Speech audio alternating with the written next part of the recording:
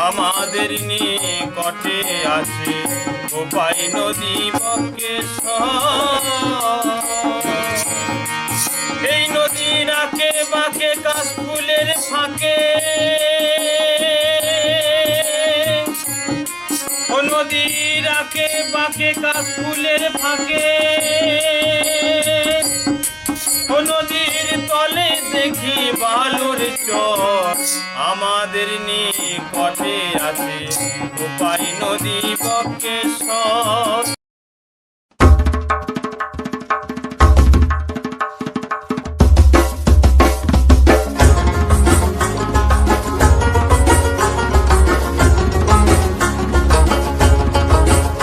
বীরভূমে খাদ্য আন্দোলনের ইতিহাস, তারপর হচ্ছে যে বীরভূমের স্বদেশী আন্দোলনের ইতিহাস, আঞ্চলিক ইতিহাস নিয়ে যারা কাজকর্ম করেন তাদের এইখানে আলোচনা আছেন, দুজন আলোকপাত করবেন। এই যে ঘরটা, গোল ঘরটা, সেটাতে এইটা কখনো তালা বন্ধ থাকে না, এইটা খোলাই থাকে। আমি হয়তো থাকি না। আর এখানে যেটা হচ্ছে যে তিনটে গ্রামের মানুষ, তিনটে গ্রামের নাম হচ্ছে যে কাদোয়া, শাওরাপুর, মিলনপুর। এই গ্রামে যারা সব কৃষক, তারা যারা একটু গান বাজনা পছন্দ করে, তারা এইখানে আসে, গান বাজনা তাদের মতন করে, আবার চলে যায়। আমাদের নিকটে আছে কোপাই নদী বক্রেশ্বর। আমাদের নিকটে আছে কোপাই নদী বক্রেশ্বর। এই নদীর আঁকে বাঁকে কাশফুলের ফাঁকে,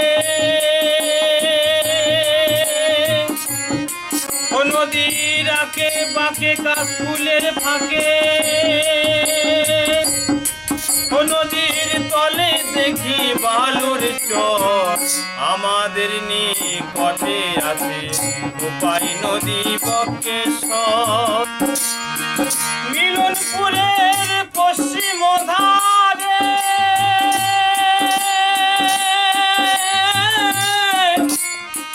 কোপাই নদী বক্রেশ্বরে মিলন যে করে।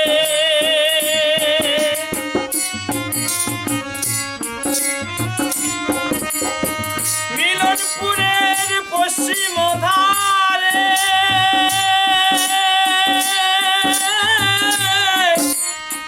কোপাই নদী বক্রেশ্বরে মিলন যে করে। সেই জায়গাটা দুই মণি বলে, সেই জায়গাটা দুই মণি বলে, সেখানে মহাপুরুষের চরাচর। আমাদের নিকটে আছে কোপাই নদী বক্রেশ্বর।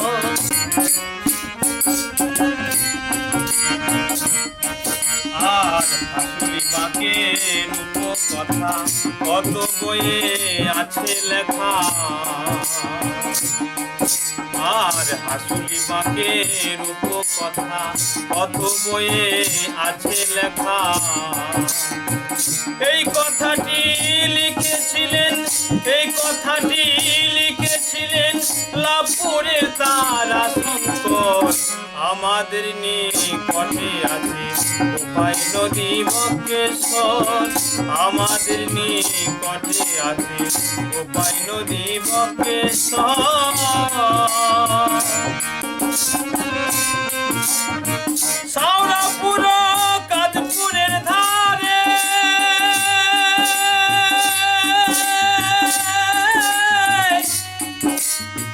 দুটি নদী একই হলো, দেখো লাগাতার মোড়ে।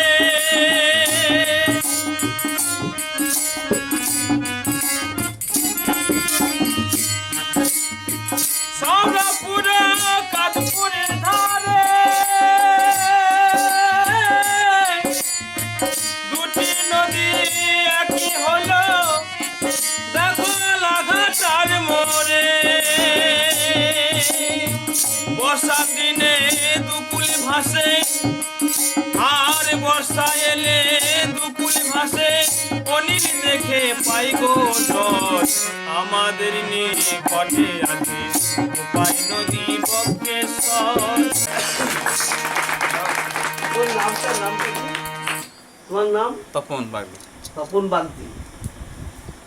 তুমি পড়াশোনা কতদূর করেছো? HS pass. এইচএস পাস করেছো। বর্তমানে তোমার পেশা কি?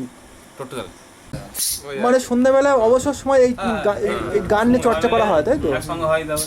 আচ্ছা, তোমরা কোনো সরকারি সহযোগিতা পাও না? না। তারাশঙ্কর বন্দ্যোপাধ্যায় হাসুলিবাগের উপন্যাস নিয়ে নামকরণটা নিয়ে অনেক বিতর্ক আছে। বিতর্কের মধ্যে দুটোটাই প্রাধান্য পায়, দুটো মতই প্রাধান্য পায়। একটা প্রাধান্য হচ্ছে হাসুলিবাগ রাজহাঁস, যেটা আমরা দেখি রাজহাঁসের যে গলাটা দেখবেন অনেকটা বেঁকানো, নদীটা যেভাবে বয়ে গেছে পুরো রাজহাঁসের গলার মতো বেঁকে গেছে, সেখান থেকে হাসুলিবাগের উপন্যাসের নামকরণটা নেওয়া হয়েছে। আরেকজন গবেষকরা বলেন যে হাসুলিবাগটা হাসুয়া বা যেটা দিয়ে চাষিরা ধান কাটে, সেই ধান কাটার যে হাসুয়াটা সেইটার মতো নদীটা বেঁকে গেছে। সেই ধান কাটার ওখান থেকেও হাসুলিবাগের উপন্যাসের কথাটা নামকরণ হতে পারে, আবার রাজহাঁসের গলার থেকেও নামকরণ হতে পারে। এই দুটো মোটিভ বেশিরভাগ প্রাধান্য পায়। হাসুলিবাগ মানে মহিলারা এক ধরনের হাড় ব্যবহার করেন যেটা চওড়া হয়ে থাকে, এবং সেখানে এইখানে যে এইভাবে যে হাড়টা ব্যবহার করেন ওইটাকে হাসুলি বলা হয়। হ্যাঁ, হাসুলি। তো সেখান থেকে এইখানে নদী ঢুকছে, তারপরে এইভাবে বাঁক নিয়ে এসে এখানে আবার আসছে ওই কোপাই নদী। কোপাই নদী। তখন কী হয়ে যাচ্ছে, এই যে দুটোর মধ্যে যে গ্যাপটা, মানে নদী আবার কাছাকাছি চলে আসছে, পরে আরও আবার বাঁক নিয়েছে। এই বাঁকটা একটা নয়, অনেক নদীর এরকম বাঁক আছে, কিন্তু বারবার বাঁক নেওয়াতে দেখা যাচ্ছে এইখান থেকে কোনো একটা দূরত্ব যাবে। উনি যেটা বললেন যে সেইখানে যেতে গেলে ওই নদীকেই 7 বার মানে ডিঙিয়ে তারপরে মানে 7 1 বার কিলোমিটার যেতে 7 বার নাকি নদীটাকে দেখা পড়বে। নদীটাকে মানে পার হতে হবে। তো পরিষ্কার একটা জায়গায় দাঁড়ালে ওই পাক দেখা যায়, এবং ওই লাভপুর থেকে টোটোতেও আসা যায়। আমরা একবার এসেছিলাম, তো টোটো যখন আসছে নদীর ধারে গেল, তারপরে আবার সেই টোটো থেকে নদী দূরে চলে গেল, আবার দেখছি নদী কাছে চলে এলো। মানে এইভাবে কখনো নদী দূরে যাচ্ছে ওই রাস্তার মধ্যেই, আঁকাবাঁকা রাস্তা। তো এইভাবে ওই মাঠটা নিয়েছে তারাশঙ্কর, তার দৃষ্টিতে দেখলেন এবং এখানকার কথাগুলো লিখলেন। এই গ্রামগুলোরই সব কথা, সে কাহার, দুলে, বাগদি, এই সমস্ত যে জনজাতি তাদের নিয়েই তার কাহিনী। তো তিনি ওই বইটার নাম দিলেন, উপন্যাসের নাম দিলেন হাসুলিবাগের উপকথা। এখন এই হাসুলিবাগ তারাশঙ্করের জন্য এত বেশি প্রচারিত হলো যে মানুষ, গবেষক, মানে সাধারণ মানুষ, গবেষক, কবি, সাহিত্যিক, লেখক, তারা বারবার ছুটে আসে। এই জন্যই হাসুলিবাগ আজকে হলো। আর নিতাই মাল সেই তারই অদূরে তার যে কৃষি পাঠশালা, কৃষি সংস্কৃতি পাঠশালা গড়লেন, তার নামটাও দিলেন হাসুলি। এটাও একটা খুব সুন্দর তাৎপর্য। বোন হয়ে এমন কথা তুমি বলতে পারছো দাদাকে? ঠিকই বলেছে হোলিকা, বর না পেলে মুখ আমি কিছুতেই তোমাদের দেখাবো না। না,